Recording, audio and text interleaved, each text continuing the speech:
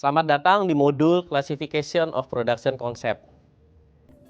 Pada kedua modul sebelumnya, kita sudah memahami mengenai konsep produksi dan juga fungsi dari produksi itu sendiri.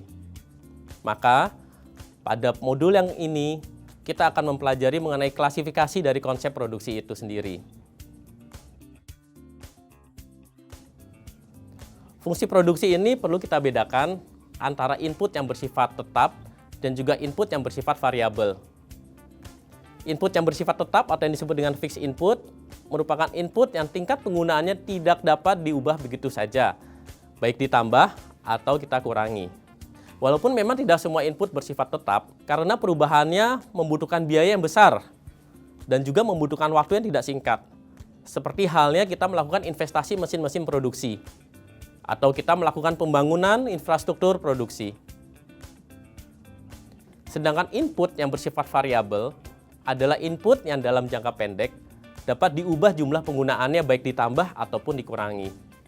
Seperti halnya penggunaan tenaga kerja, yaitu dengan melakukan perubahan, penambahan atau pengurangan dari shift kerja dan juga jam tenaga kerja.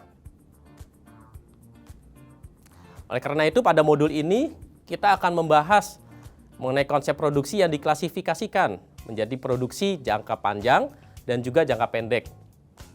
Produksi jangka pendek kita kenal dengan short run production, yaitu terdapat satu atau lebih input yang bersifat tetap. Sedangkan produksi jangka panjang yang kita kenal dengan long run production, yaitu fixed inputnya dapat diubah, sehingga semua inputnya itu bersifat variabel, kita dapat menambah atau mengurangi. Fungsi produksi jangka panjang ini kita dapat analisa dengan menggunakan kurva isoquant dan juga kurva isocost. Kurva isoquant ini merupakan kurva yang menunjukkan kombinasi antara pemakaian input yang berbeda tetapi menghasilkan jumlah output yang sama. Berbeda dengan kurva isocost. Kurva isocost menunjukkan kombinasi pemakaian input yang berbeda tetapi menggunakan biaya yang sama. Diharapkan rekan-rekan pada modul Classification of Production Concept ini mampu lebih memahami mengenai konsep efisiensi produksi.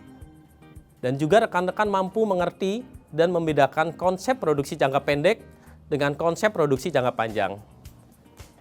Selamat mengikuti modul Classification of Production Concept ini. Terima kasih.